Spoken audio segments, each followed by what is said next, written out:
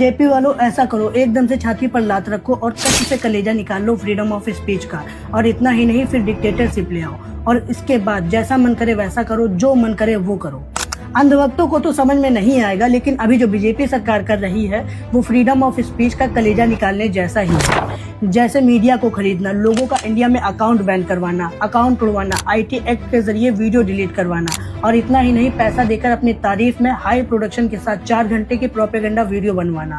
और अभी जो राजमार्ग मंत्री नितिन गडकरी ने मुकेश मोहन के ऊपर 50 करोड़ रुपए का मानहानि का मुकदमा दायर किया है, ये तो रिसेंट प्रमाण है डिक्टेटरशिप का।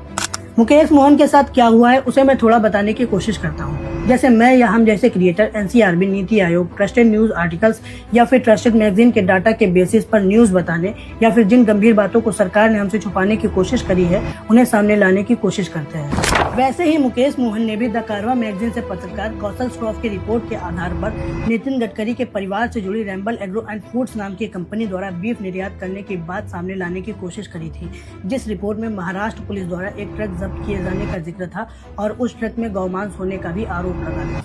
ये सारे आरोप साफ हैं और पुलिस की नजरों में भी हैं।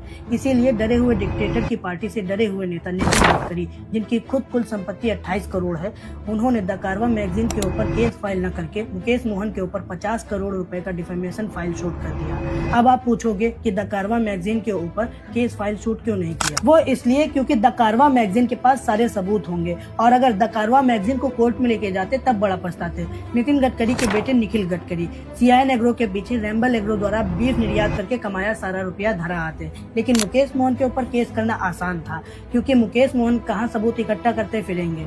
अब यहाँ पर वही कहानी हो गई, अगर धोबी से न जीतो तो गधे के ही कान ऐंठ दो। और एक कान ऐंठना कोई नॉर्मल सी चीज नहीं है, ये हर एक क्रिएटर और हर एक एक्टिविस्ट के लिए साधारण सा संदेश है।